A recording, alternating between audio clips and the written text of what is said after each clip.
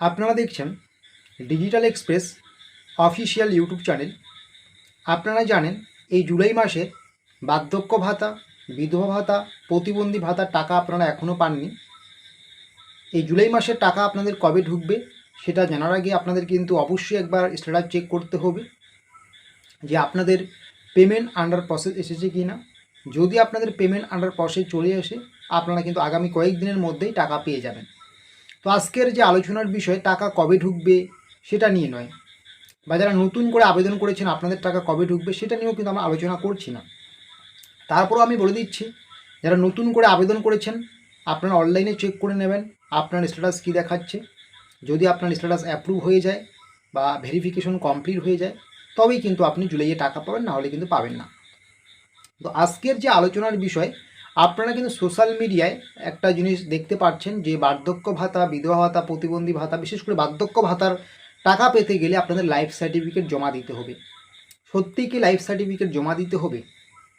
সবার প্রথমে আমি বলবো লাইফ সার্টিফিকেট কি। বার্ধক্য ভাতায় মূলত আপনি যে জীবিত আছেন সেটার কিন্তু প্রমাণ দিতে হয়। বুঝতেই পারছেন নাম শুনে যে লাইফ সার্টিফিকেট মানে আপনি জীবিত আছেন সেটারই কিন্তু প্রমাণ দিতে হয়। আর লাইফ সার্টিফিকেট বলতে আপনার নামে একটা লাইফ সার্টিফিকেট ইস্যু করতে হবে, বানাতে হবে, যেমন আধার কার্ড বানাতে হয়, ভোটার কার্ড বানাতে হয়, এরকম কিন্তু নয়। মানে একটা ভেরিফিকেশন হয় যেখানে আপনাকে সশরীরে হাজির হতে হয়, আপনার কাগজপত্র দেখা হয়, যাচাই করা হয় যে আপনি জীবিত আছেন কি না। তো বিভিন্ন জায়গায় শুনতে পাচ্ছেন যে লাইফ সার্টিফিকেট জমা নেওয়া হচ্ছে। লাইফ সার্টিফিকেট জমা নেওয়ার পরেই, ভেরিফিকেশনটা কমপ্লিট হয়ে যাওয়ার পরেই কিন্তু বার্ধক্য ভাতার জুলাই মাসে টাকা ঢুকবে। সত্যি কি এমনটা? দেখুন, লাইফ সার্টিফিকেটে জমা নেওয়ার যে বিষয়টা আছে এটা কিন্তু পুরো রাজ্য জুড়ে একবারে একদিনে এক সময়ে কিন্তু চলে না, ঠিক আছে।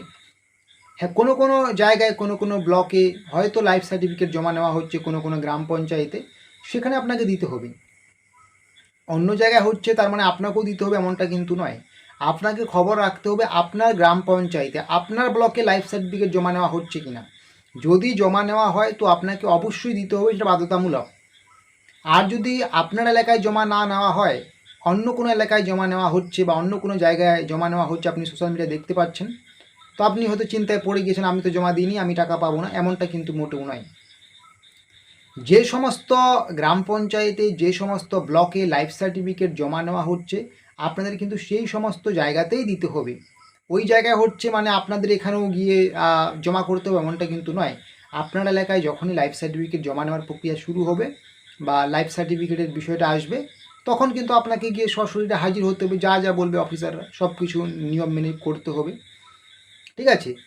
তাই এরকম মোটেও নয় যে লাইফ সার্টিফিকেট জমা দেওয়ার পরেই আপনার টাকা ঢুকবে। আপনার এলাকায় এখন বা আপনার পঞ্চায়েত অফিসে এখন লাইফ সার্টিফিকেট জমা নেওয়া হচ্ছে না, তো আপনি কি করবেন সেটা তো বুঝতে হবে, তাই না?